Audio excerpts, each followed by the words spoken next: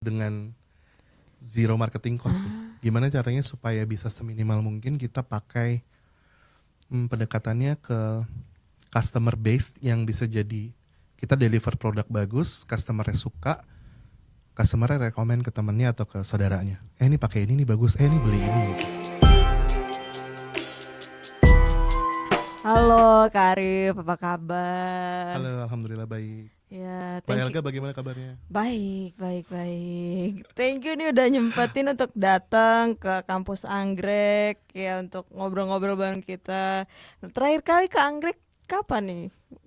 Kak Arif ini kan Binusian Iya. 2010 ya. 2010. It's good to be back. Kayak pas tadi ngeliat lift. Kan tadi dari lobi depan ya? Iya. Kayak nggak mengenali gitu nih bagian mana ya dulu ya gitu. Terus pas ke atas masuk gedung ini, nah ini baru gue kenal ya. Iya, udah banyak perubahannya Udah ya, banyak, nggak udah kerasa ya. Tapi pas nyampe sini nggak terlalu banyak sih. Oh. Yang depannya doang udah kayak, oh ini di mana ya gitu. Ternyata pas masuk ke sininya baru mengenali. Terakhir ke sini kampus ini tuh 2018. Oh, belum ya, udah lumayan sih 5 tahun yang lalu. Itu di yang perpustakaan itu tuh pas ada acara gitu. Ya. Jadi narsum juga. Iya. Mantap. Iya. Ini kedua kalinya nih ngelihat langsung ke Arif. Pertamanya waktu itu di yang Startup oke. Arena Tech Indonesia Indonesia. ya. Jadi finalis ya dengan bendera Naksel ini ya. Bendera Naksel. Congrats. Thank you. Aduh. Thank you waktu itu udah datang loh. Iya. Lagi serak-serak luar biasa. Iya. Senang ngelihat ada Binusian ya waktu itu. Ngelihat di decknya ya ada. Iya. Wah, Binus nih. Langsung kita tarik ke podcast ini. Siap. Oke, nah kita penasaran nih tentang industri elektronik vehicle gitu. Kebetulan Kak Arif ini kan co-founder dari Naksel. Mungkin pertama-tama bisa diceritain journey-nya dulu tuh kayak gimana sampai akhirnya bisa invent Naksel ini gitu kan. Karena setahu aku lumayan panjang ya perjalanannya, lumayan beragam juga pengalamannya gitu. Oke, jadi kalau Naksel tuh kita mulainya dari sebetulnya 2017 akhir ya. 2017 akhir tuh dulu pas lagi rame banget di YouTube tuh ada YouTuber namanya Casey Neistat. Nah, si Casey Neistat itu kemana-mana dia pakai electric skateboard. Nah, wah seru nih pakai electric skateboard gitu. Pengen beli. Pas cobain order, harganya mahal banget. Dulu tuh kalau nggak salah sekitar 48 juta sampai Indonesia. Terus kayak, gila mahal banget nih. Sempat redup kayak, nggak jadi beli deh. Terus kayak beberapa minggu kemudian, emang semahal apa sih gitu. Akhirnya coba kita cek si spec requirement si electric skateboard tersebut. Akhirnya kita mencoba untuk DIY projects. Gimana kalau kita bikin aja? Berarti kan banyak nih orang-orang kayak kita nih yang pengen cuma mahal gitu. Akhirnya DIY project mencoba untuk membuat sendiri si electric skateboardnya, dan ternyata nggak semahal itu loh. Nah, pas awalnya tuh mulainya dari situ, balas dendam karena nggak bisa beli, bikin sendiri aja. Terus dijual. Ya buat yang Setelah prototipe ketiga, jadi pas prototipe pertama kita coba, ini terlalu ngelus, sampai jatuh beberapa kali gitu. Udah kita coba set ini ternyata yang nggak bagus komponen ininya. Kita bikinin prototipe kedua, sampai finalnya di prototipe ketiga, kita pede nih, akhirnya kita bawa ke Car Free Day, sampai orang-orang pada ngeliat, apaan sih nih? Akhirnya orang pada pre-order. Waktu itu batch pertama 10 electric skateboard dalam waktu 3 bulan. Itu beli semua, kejual lah ibaratnya. Selama 3 bulan, akhirnya dari situ, ya disitulah awal mulanya si Zooboard itu. Jadi kita bikin electric skateboard namanya brandnya Zooboard. Sampai 2019 akhir, kita melihat, ini niche banget. Akhirnya kita lebarin, kita nggak hanya ngerjain si electric skateboard, tapi kita bikin juga electric bikes, sepeda listrik. sama kita fokusnya ke two wheelers, motor listrik sama sepeda listrik aja. Jadi motor listriknya juga nggak bikin dari nol ya, tapi kita mengkonversi. Jadi sepeda sama motor konvensional kita konversi pakai kit yang kita buat untuk jadi sepeda listrik dan motor listrik. Di Indonesia ada sekitar 130 juta motor. Iya. Dan kalau orang-orang sekarang dibanjiri sama produk-produk Cina yang baru, ini 130 jutanya ini bakalan jadi sampah masa depan ya. Dan kita nggak mau itu terjadi kan. Kenapa nggak 130 jutanya kita kasih nyawa kedua? Pakai si conversion kit kita itu. Iya, menarik sih, karena kan kalau mikir motor listrik orang mikirnya ya udah beli baru, apalagi masih disubsidi pemerintah itu kan ya. Tapi ini malah mengkonversi motor-motor dan sepeda-sepeda biasa untuk jadi listrik gitu. Betul. Iya, waktu itu dapat idenya dari mana tuh? Kenapa decide ya udah kita konversi instead of produksi dari awal? Sebetulnya kalau konversi karena kita ngelihat dari customer sih. Jadi customer yang datang tuh awalnya gara-gara dia pengen servis kendaraan listrik yang udah ada. Waktu itu banyaknya tuh kayak skuter Vido gitu. Nah Vido terus mereka datang ke kita, ke workshop Axle. Terus tolong dong di upgrade, ini baterainya ditambahin range-nya, pengen lebih kencang lagi gitu-gitu lah. Nah terus ada lagi yang customer bawa motornya biasa gitu, motor tua sih banyaknya. Bisa nggak nih di restorasi lah ibaratnya. Tapi pengen direstorasi terus pengennya listrik. Oh bisa. Ya kita coba, semuanya prosesnya trial and error sih. Dari yang pasien pertama gagal beberapa kali sampai akhirnya jadi. Terus saya iterasi terus sampai kita menemuin formula yang tepat. Oh gini nih kalau mau konversi motor, kalau mau konversi sepeda gini yang paling fit. Dan mengenai raw materialsnya, kita akhirnya sampai di riset. Oh ternyata kita bisa pakai barang bekas. Jadi baterai bekas mobil listrik sama beberapa dinamonya dan beberapa partsnya yang ada di mobil listrik itu kita bisa repurposing, jadi kita pakai di kendaraan roda 2 sehingga bisa kepake. Atau dinamo yang udah mati atau baterai yang udah rusak itu kita bisa repurpose lagi, kita recycle. Jadi kita mengadopsi circular economy banget untuk part itu gitu. Jadi sebelum memang benar-benar dia harus fully degradable, dirusak, untuk di recycle sepenuhnya itu masih bisa kita pakai at least 2-3 tahun lah lifetime-nya. Oh iya, jadi benar-benar memang ramah lingkungannya ya. Bukan hanya dari segi listriknya tapi juga menghindari waste yang akan banyak. Betul. Gitu ya, daripada beli baru gitu. Jadi konversi. Nah, iya. It's okay. Nah, aku penasaran sih. Awalnya tuh gampang nggak untuk convince people untuk konversi kendaraannya jadi listrik gitu? Pasti kan mungkin ada juga pertanyaan-pertanyaan dari luar. Gimana tuh? Sebetulnya kalau pas mengedukasi sampai sekarang masih PR. Mengedukasi sampai sekarang masih PR karena orang-orang pasti datang dengan berbagai macam pertanyaan kayak ini nyetrum nggak kalau kena hujan, terus kalau misalnya ke genang air banjir mati nggak, ada lagi kalau baterainya habis tiba-tiba di jalan gimana, gitu-gitu sih pertanyaannya banyak yang datang ke kita dengan pertanyaan seperti itu. Tapi ya balik lagi ya, di edukasinya harus terus menerus diedukasi sih. Mungkin kita untuk edukasi mungkin masih butuh waktu 2 tahunan lagi lah ya, untuk orang fully believe lah, bisa benar-benar fully pindah ke elektrik. Karena kalau di luar itu agak sedikit beda pendekatannya. Kalau di luar tuh dia nggak fully langsung elektrik, tapi dia ke hybrid dulu. Hybrid itu masih bergantung sama si oil, fuel. Tapi sudah ada elektrifikasi dan penggunaan bahan bakarnya lebih irit. Sedangkan Indonesia tuh didorongnya full. Infrastruktur belum siap juga. Baru dengar sih yang hybrid itu sejujurnya. Kalau di Singapura sama Malaysia, orang lebih cenderung hybrid kalau mobil. Karena buat mereka ngecas mobil 2 jam, 3 jam dan lo doing nothing tuh waste time. Buat mereka. Makanya mereka lebih cocok hybrid. Kalau dari beberapa customer yang atau ngobrol ini aja sih, ini kualitatif sih ya. Beberapa kali ngobrol sama driver Gokar, driver Grab di sana, mereka lebih condong untuk hybrid dulu.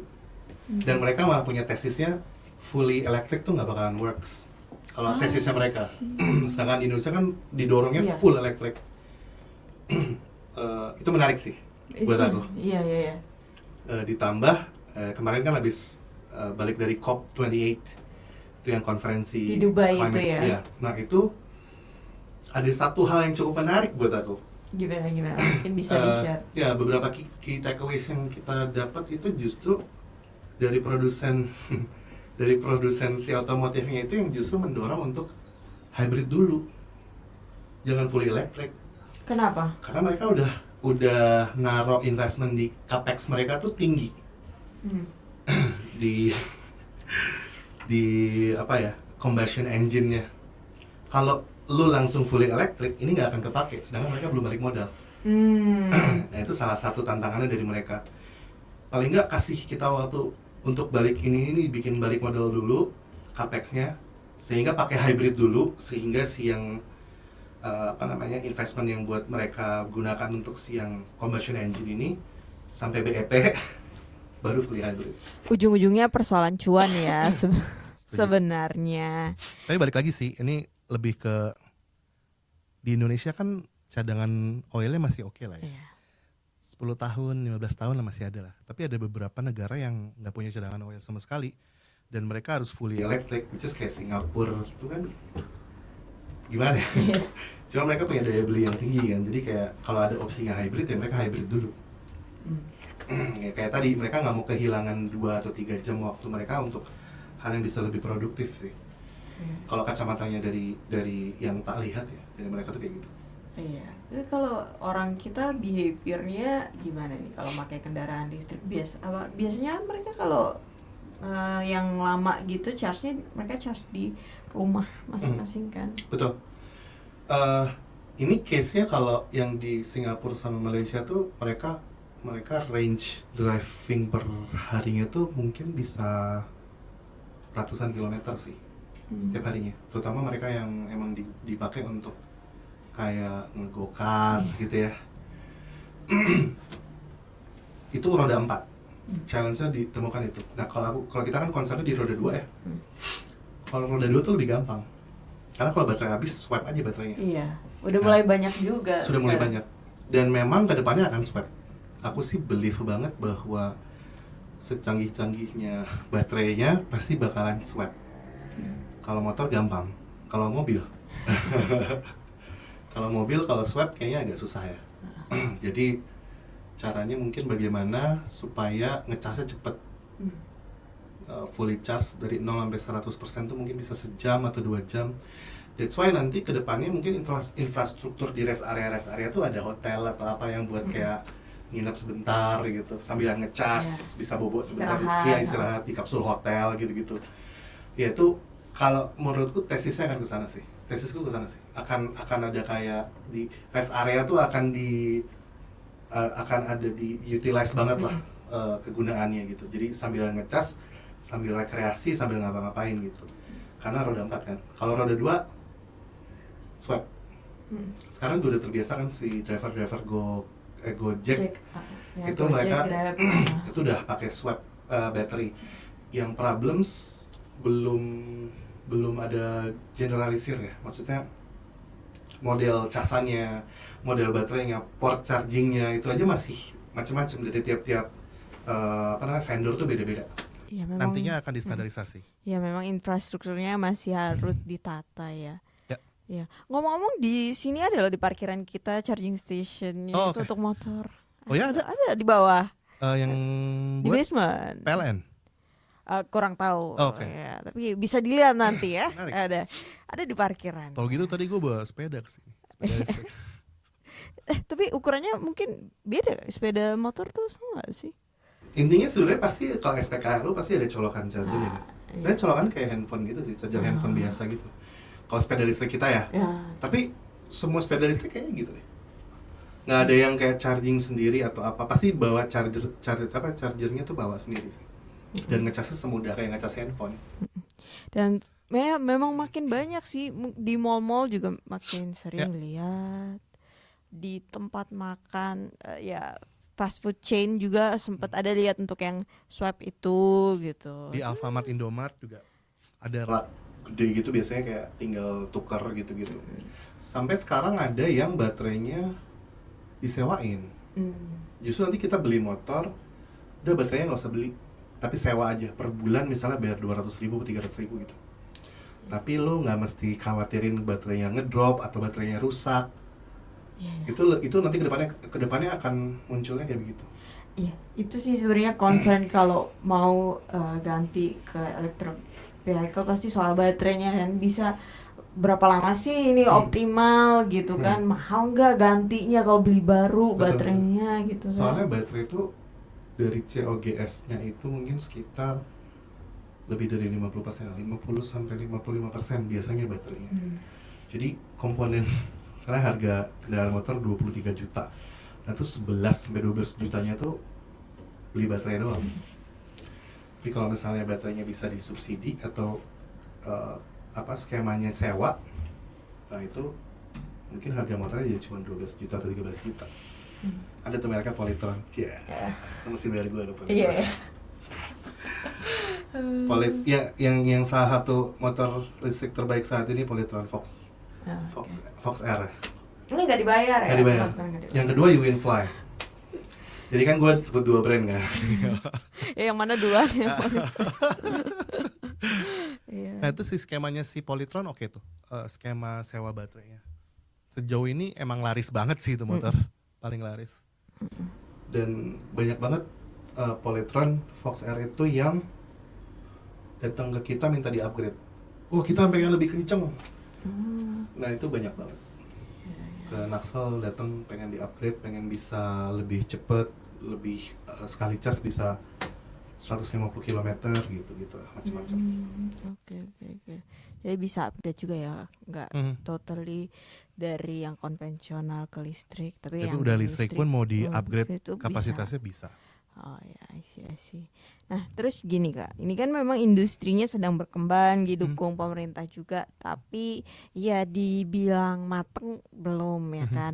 Nah, aku penasaran sih sama karakteristik orang-orang yang udah pakai Naxal ataupun kendaraan listrik di luar sana yang lain gitu tuh seperti apa sih orang-orang yang pemberani yang pertama kali mencoba suatu hal yang baru ini tuh kayak gimana?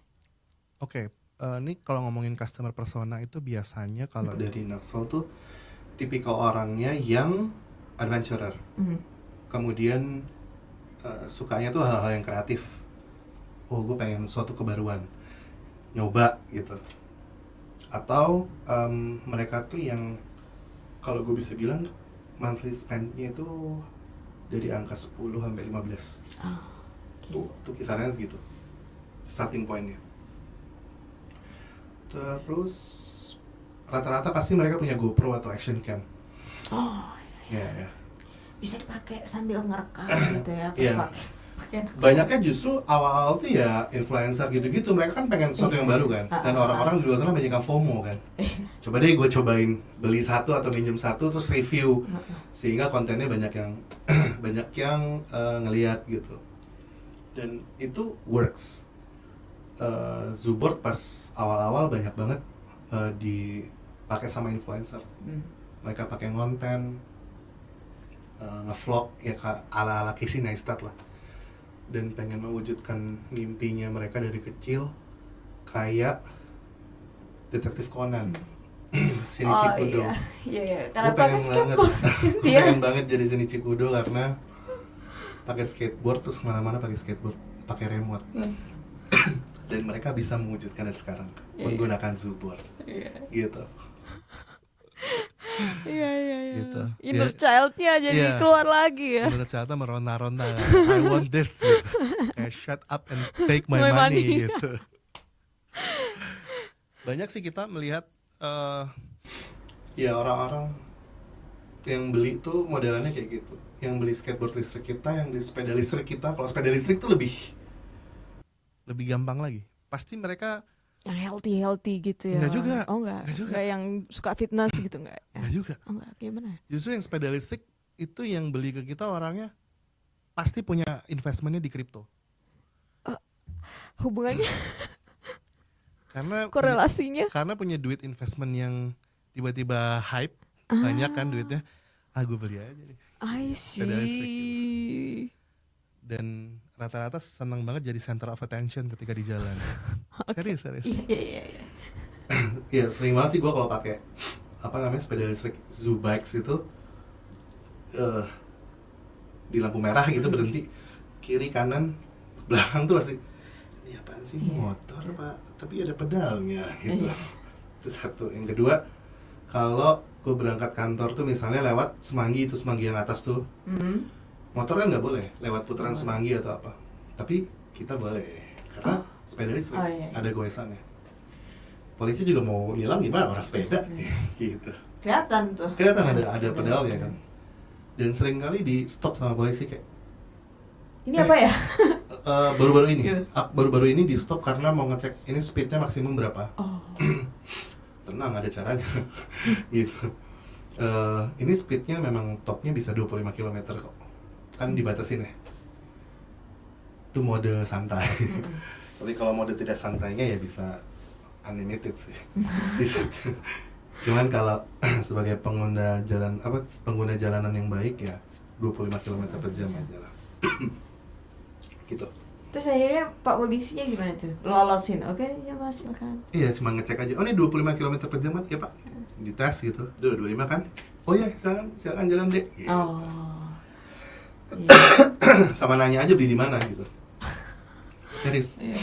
Nggak beli pak, ini bikin pak, bikin. Oh ini bikin di mana gitu. Jadi ngobrol.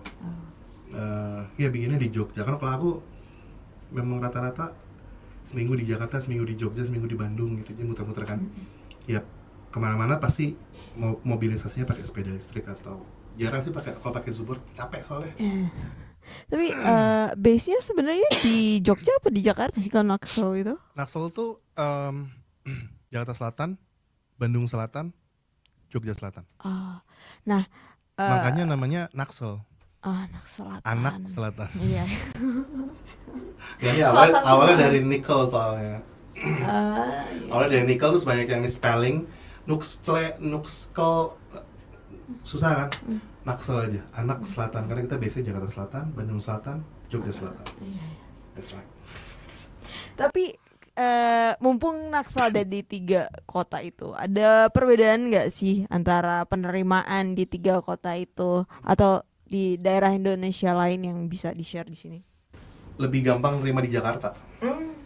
Lebih gampang Jakarta, yang kedua lebih gampang di Jogja, ketiga lebih gampang di Bandung. Kira-kira kenapa tuh? Kondisi jalannya kah? Atau padahal UMR Jogja paling rendah ya dibanding tiganya. Tapi di Jogja tuh mereka justru lebih memaksimalkan budget yang ada gitu. Gue punya budgetnya segini, bisa nggak lu maksimalin? Ya kita maksimalin terus. Tapi kalau di Bandung walaupun adopsi uangnya oke, untuk daya belinya oke, lebih oke, tapi nggak deh, ntar dulu masih mikir-mikir dulu untuk pindah ke listrik gitu. Mereka masih ke combustion engine sih, jadi kendaraan konvensional biasa masih ke situ. Cuman ada beberapa yang coba deh, tapi belum sampai yang kayak jadi salesnya pun masih banyak di Jakarta sama di Jogja sih. Bandung tuh ya mungkin perbandingannya kalau di Jakarta 10, di Jogja tuh 7 apa 6, di Bandung tuh 2 lah, 2 sampai 3 lah. So itu rasionya. Menarik. Nah tadi kan kita ngobrolin karakter orang-orang yang gampang untuk nerima electric vehicle ini. Nah kalau yang resisten atau yang agak ragu-ragu ini biasanya apa sih challenge terbesar mereka atau hal yang utama yang menghalangi mereka untuk pindah ke kendaraan listrik? Udah pasti itu ya, kayak ini ntar kalau baterainya habis di jalan gimana. Mereka belum begitu kenal dengan yang namanya swap, kemudian belum tahu lah, oh ada gitu, baru mereka kayak baru tahu gitu. Terus yang kedua, kalau ini lebih ke takut nyetrum atau apa, kalau misalnya kena air, kehujanan dan lain-lain, ntar gue kesetrum, gue gosong gimana gitu. Yang ketiga mungkin lebih ke arah ini ya. Mereka udah investment ke motor, misalnya mereka baru beli motor 1-2 tahun, kok gue harus ganti lagi sekarang gitu. Jadi lebih kesayang sana sih uangnya. Walaupun sebenarnya kalau bisa di rollback 2 tahun ke belakang, lu nggak ngambil motor ini, lu ngambil motor listrik, mau gue ngambil motor listrik. For the sake of uang yang udah diinvest buat beli si kendaraan tersebut udah jadi aset kan, sayang ya. Makanya konversi aja. Jangan beli baru. Iya. Oke, menarik. Mbaknya pakai apa kalau sehari-hari ke apa namanya ke ini kantor ya berarti, Iya. lo kampus sih. Naik shuttle bus Shuttle bus. dari Binus. Ya, shuttle busnya Binus. Berarti banyaknya ini ya, banyaknya pakai kendaraan umum ya? Iya. Kendaraan pribadi juga sih. Apa? Mobil, motor? Mobil. Pakai mobil. Oke. Kalau di kita tuh yang banyak pakai commuter line itu tuh atau kendaraan umum tuh pakainya Zuboard. Jadi mereka dari rumah ke MRT station terdekat pakai Zuboard. Terus turun pakai lagi Zuboard, nyambung lagi kemana sampai ke tempat kerjaannya atau balik ke rumah. Itu kalau di luar negeri banyaknya pakai sepeda lipat yang dilistrikin. Nah itu kan udah boleh tuh sepeda lipat masuk ke MRT, LRT busway, juga boleh ya, sepeda lipat ya tapi murah-murah kok, beli aja sepeda lipat yang 1.500.000 Pacific gitu-gitu. Terus konversi gitu ya, konversi itu mungkin harganya sekitar 4 juta, 5 jutaan lah. Jadi in total 7 juta tuh lu udah dapat sepeda listrik lipat bagus dan bisa dibawa untuk jadi commute gitu. Andalan sehari-hari. Andalan sehari-hari tanpa mengeluarkan uang bensin. Gitu. Cobain deh. Iya. Nah, nanti coba saya lihat. Iya. Iya. Harus coba. Iya. Iya, menarik sih.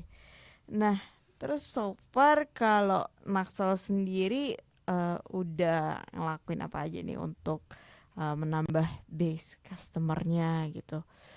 Dan aku juga pengen tahu sih bedanya Naxal dengan EV lain yang makin banyak gitu. Kalau mungkin dari segi konversinya itu ya. Kalau yang lain ada juga nggak yang similar? Sebetulnya kalau Naxal tuh go to market strateginya selalu dengan zero marketing cost. Gimana caranya supaya bisa seminimal mungkin kita pakai pendekatannya ke customer base yang bisa jadi kita deliver produk bagus, customer-nya suka, customer-nya rekomend ke temennya atau ke saudaranya. Ini pakai ini bagus, ini beli ini gitu. Nah kita jauh lebih percaya dengan yang kayak begitu daripada kita spend paid ads mungkin tapi kecil banget sih. Kecil banget, mungkin nggak nyampe 0,5% dari total revenue sih. Kecil. Ya kecil banget. Jadi lebih banyak organik ya? Organik. Kita lebih percaya bahwa orang baik akan merekomendasikan barang baik kepada orang baik lainnya gitu. Itu satu. Yang kedua, dari orang baik tadi jadi evangelis kan. Nah itu lebih powerful sih gua rasa daripada kita keluar terus. Ya yang 0,5% tadi itu dipakai untuk ya always on aja supaya digital presence-nya ada terus, ketika orang nyari itu ada gitu. Apaan nih ya gitu. Tapi cuma sebatas itu doang. Jadi kalau di funneling paling nggak awareness-nya tuh ada gitu. Nah, kemudian kalau ditanya perbedaannya Naxal dengan yang lain, secret sauce kita tuh Kajeng ya. Yeah. That's actually my job. Ngapain mas? Ngeramu saus. Iya, secret sauce, that's right ya. Secret sauce kita tuh yang susah dikejar sama, kita nggak nyebutnya kompetitor sih, kita menyebut semuanya tuh teman baik, teman bermain dan belajar. Karena dari mereka kita bisa bermain bersama sekaligus belajar untuk jadi lebih baik dari hari sebelumnya. Jadi kita berkompetisi sama diri kita sendiri sih. Jadi Naxal berkompetisi sama Naxal yang kemarin gitu, yang 2 hari yang lalu, yang 3 hari, yang sebulan yang lalu. Itu kita we're good at recycling things. Jadi yang tadi aku bilang, barang-barang yang udah mati, dinamo yang kebakar, baterai yang rusak, part elektronik yang rusak apa dan lain-lain, kalau buat workshop yang lain tuh udah buang aja. Buat kita tuh harta karun yang bisa diolah lagi gitu. Ini bisa diolah lagi dan kita bisa jual, harga reparasinya sama biaya jualnya tuh bisa ke cover dengan margin yang baik. Itu satu. Yang kedua, kalau pun kita menggunakan parts yang baru sama-sama dari local workshop yang lain, baru nih misalnya dinamonya sama gitu ya, 500 watt, brandnya sama, ngambil masih impor dari Cina. Nah, part yang keluar dari Naxel dibanding sama part dari yang keluar dari teman-teman yang lain, rasanya beda. Karena yang kita kasih secret sauce tadi yang sudah kita ramu. Lupa didupain ya, pakai wangi mawar, baterainya disiram pakai air kobokan. Nah, itu yang bikin berbeda partsnya Naxel sama teman-teman yang lain gitu sih. Iya. Jadi di kita tuh dinamo baterai tuh diasepin gitu, bawahnya arang, itu dikipas. Iya, di ruangnya juga nggak sembarangan ya, nggak sembarangan di ruang saus. Bener. Sausnya beda emang. Aduh, Ini kita kebanyakan bisnisnya nonton. bisnis kretek. Kretek apa kretek nih? Aduh. Iya, menarik. Nah, ini kan sebenarnya yang dengar podcast ini juga banyak dari teman-teman startup founder nih. Mungkin siapa tahu di luar sana ada yang pengen terjun ke industri ini tapi masih hesitant gitu, masih ragu-ragu. Ada tips nggak yang bisa di-share buat mereka? Oke. Ini aku lagi ngomong sama diriku beberapa tahun yang lalu sih sebenarnya. Kalau Arif sekarang diizinkan ngomong sama Arif 2 tahun yang lalu, mungkin advice-nya akan ngomongnya gini. Industri ini tuh padat modal. Jadi gue tuh sebelumnya kan software base ya. Sekarang tuh jadi hardware base. Kayak gila. Ini untuk bikin sesuatu ini tuh kayak modalnya tuh banyak ya. Iya. Harus tebel ya. OPEX-nya tuh tinggi OPEX-nya. Dan aku tuh dari dulu tuh mindsetnya gimana ya? Mindsetnya tuh gimana caranya harus bisa. Dan kita tuh punya mindset di timnya Naxel itu adalah bagaimana spend cost sekecil-kecilnya untuk dapat performance setinggi-tinggi. Nah, jadi itu yang kita challenge setiap hari. Jadi mungkin kalau aku bisa advice dari 2 tahun yang lalu ke Arif yang 2 tahun yang lalu adalah please ulik gimana caranya di Naxel tapi software base. That's why 2024 nanti kita mulai ngeblend si software base-nya kita. Jadi bisnis modelnya lebih ke software base. That's why 2024 tuh kita terjun ke IoT. Kita ekspansi R&D-nya kita ke IoT based sama ke AI. Ini yang makanya ada countdown nggak sih di websitenya Naxel tuh ini? Iya. Kalau website tuh lebih karena terlalu perfeksionis orang-orangnya. Ntar gitu. Ini kurang. Iya gitu pokoknya. Iya, soalnya aku mau buka kan sebelum ini. Aku buka ada countdownnya, mau rilis apa ini? Ya gitu lah. Semoga bisa rilis tepat waktu ya. Amin. Semoga jiwa-jiwa perfeksionisnya tuh bisa dikesampingkan dulu gitu kayak. Tapi gimana tuh shift jadi ke software base atau IoT-nya dan pakai AI juga tuh jadi gimana? Jadi gila sih. Kayak gila tuh kayak gimana ya? Kebayangin bisnis modelnya gitu kan. Biasanya kalau software itu kan subscription gitu. Kalau Naxel ini gimana? Menarik. 2024 tungguin. Belum bisa di-spill. Oke. Cuman intinya arahnya itu adalah kita bisa bikin motor sama sepeda yang teman-teman punya di rumah itu jadi aset produktifnya teman-teman, bisa ngasih duit ke teman-teman. Nanti arahnya ke sana. Tungguin aja 2024 ya. Kuartal 2 akhir. Let's change the game. Jadi kita yang tadinya kan ya udah beli atau konversi, kita ngeluarin duit terus pakai, that's it kan sumber pendapatannya Naxel. Nah sekarang jadi kita yang dapat duit nantinya kalau misalnya teman-teman di rumahnya punya sepeda nganggur, motor nganggur nggak dipakai, kasih ke kita konversi di kendaraan listrik, nanti lu tiap bulan dapat bagi hasil dari situ. Oh ya Pak, cepetan dah iya di rumah ada motor. Sayang kan daripada nganggur, lebih baik itu jadi aset produktif. Kalau kata Bu Sri Mulyani kan, biarkan aset yang kerja keras buat kita. Nah ini makanya kita bikin aset lo kerja keras buat lo. Gimana caranya? Pakai IoT sama AI. Gimana caranya? Nah, tunggu 2024. Menarik sih. Harus teaser yang menarik ini. Ya. Nanti 2024 kuartal 3 kita ketemu lagi. Tadi saya bilang bapak saya ya. Dengan validasi early stage yang dengan 100 vehicles mungkin ya. Okay. Nanti kita lihat kayak gimana hasil validasinya di kuartal 3 dan kuartal 4 lah. Sehingga di kuartal 4 akhir 2024 atau kuartal 1 2025 kita bisa decide ini bisnis modelnya kita lanjutin apa enggak ya. Jadi 2 kuartal itu kita pakai buat iterasi memvalidasi ini works atau enggak bisnis model yang kita punya tesisnya sekarang ini gitu. Hopefully itu works. Tapi seperti yang kita tahu dunia kayak ginian kan nggak pernah tahu ya, market tuh bisa berubah atau kayak gimana, tidak sesuai dengan asumsi yang kita punya.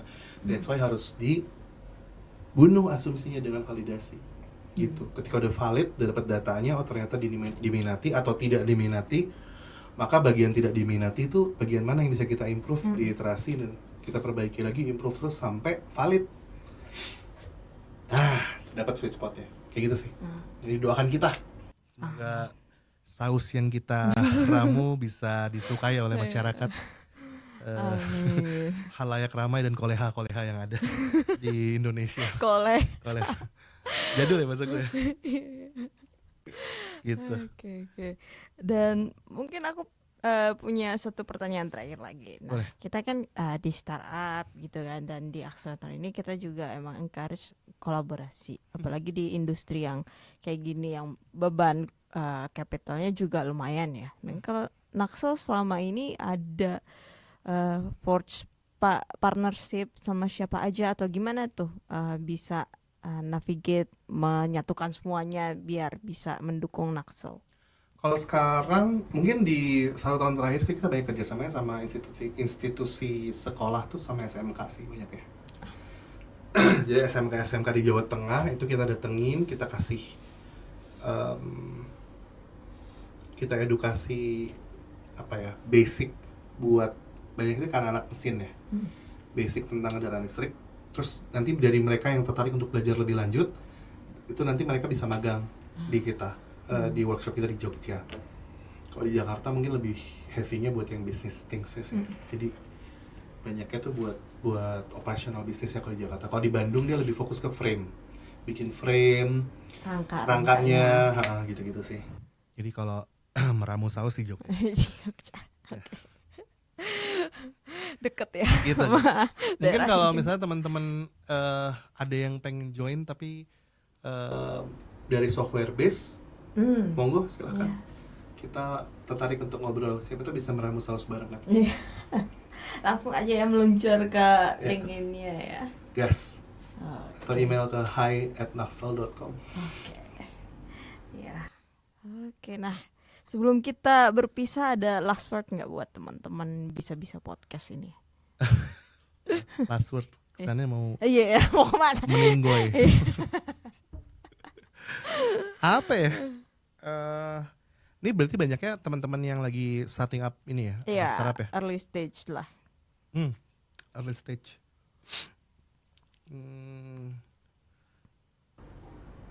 Keep moving on.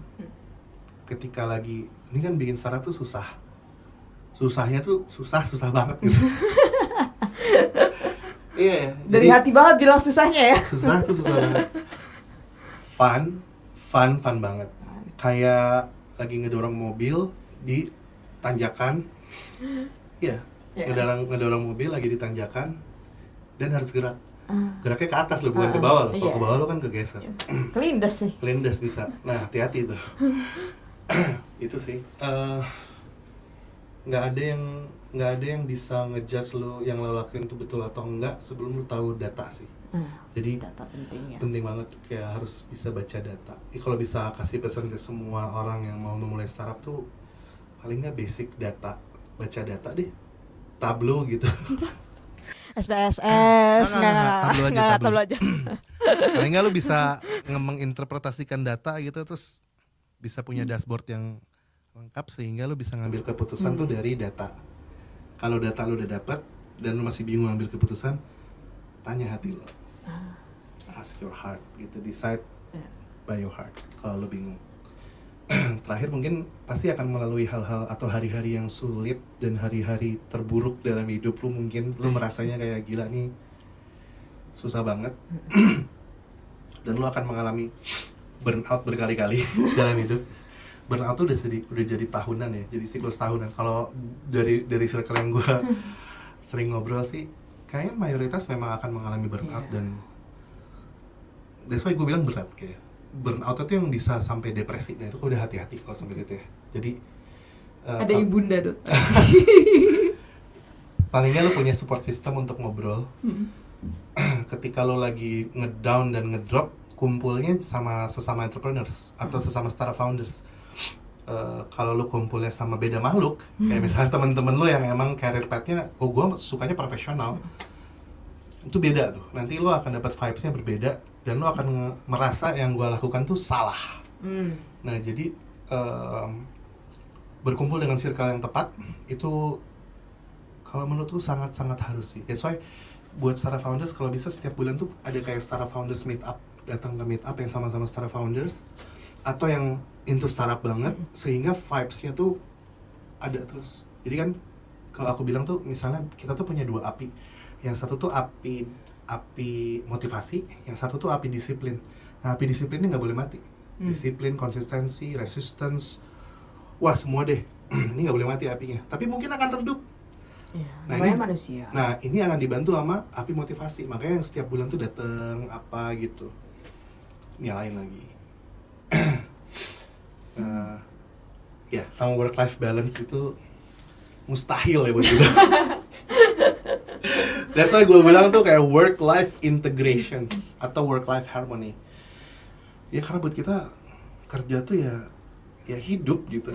Hidup tuh ya kerja gitu. Kita berada di antara keduanya, kayak jump into one to another gitu. Jadi ya enjoy the process. Jangan bandingin diri lo sama startup founders yang lain udah dapat funding apa dan lain-lain. Jadi mending bandingin diri lo sendiri sama diri lo yang kemarin, 2 hari yang lalu, 3 hari yang lalu, seminggu yang lalu. Itu lebih relevan dan lebih sehat mental gitu buat lo ya. Jadi lo bisa lebih produktif sih. Itu aja sih paling. Jadi ini sebenarnya kayak lagi ngomongin ke diri sendiri sih. Gue tuh kayak lagi self reminder. Itu jeng ya. Iya, jadi emang nggak ada cara lain ya, udah jalanin aja, yang nggak ada shortcutnya juga gitu ya. Jalanin aja. Kalau kata Pak Dahlan Iskan, habiskan jatah gagalmu. Habiskan jatah gagalmu sedini mungkin. Makanya paling enak tuh kayak startup tuh pas kuliah sih. Gitu. Pas kuliah sih. Justru bukan udah merasakan dunia kerja dulu, udah punya koneksi, pengalaman, knowledge lebih banyak, justru cari kuliah. Di jalan bro kayak gitu. ketemu sama orang yang udah 10 tahun di corporate leaders, belajar leadershipnya sama dia. Kuliah tuh ya kuliah gitu. Gue dulu kuliah sambil kerja. Dari semester 1 tuh kuliah sambil kerja. Jadi jam 7 sampai jam 1 kuliah, habis itu pulang jam 2 kantor. Sampai jam 10 malam, kadang nginep di kantor. Gitu ya terus selama 4 tahun, 3 tahun setengah, tahun terakhir skripsi. Jadi ya mungkin ya itu tuh gue dulu ngabisin. Gue juga dulu kerja. Ya tapi masing-masing ya, balik lagi ada orang yang, gue lebih pede kalau misalnya gue kerja dulu. Ya gak apa-apa, gak ada yang salah, gak ada yang bener. Lu fit in dan nyamannya kayak gimana sih, gitu aja. Jadi balik lagi, ketika temen lu ada yang memutuskan gue pengennya corporate pengen ngambil karirnya di corporate, nggak apa-apa, Banyak banget yang kaya raya dari apa namanya, dari dengan menjadi karyawan banyak, dengan memiliki saham, investasi di kripto. Gue tidak menyarankan itu. Do your own research. Iya. Tapi tadi yang disebut pertama kali build startup sejak kuliah, ya kan? Itu Di lebih BINUS baik. bisa dibantu loh teman-teman. Apalagi Supaya kan? ini bukan pesan titipan kan? Nah, Enggak. kita lagi nggak di podcast Nggak, mana-mana nggak. ini. Nanti ada sponsor sih di sini. Oke Justru di deh. BINUS sudah bisa dibantu ya pas lagi kuliah ya. Bisa. Andaikan ini ada ketika aku kuliah dulu. Iya. Belum kretek sih dulu. Oke, thank you so much Kak So much welcome, Arif. Kak Elga. Ya, good luck juga buat Nakselnya. Semoga rencana-rencana tahun depannya bisa terwujud tepat Amin. waktu. Semoga dilancarkan. Iya, semoga hasilnya juga baik. Amin. Semoga senantiasa berdampak. Iya, sip. Semoga sausnya lebih enak Oh, lagi. Nanti sausnya kita dupain. Oke deh, thank you Kak Arif. Thank Thank you. you teman-teman yang udah stay tune. Dadah.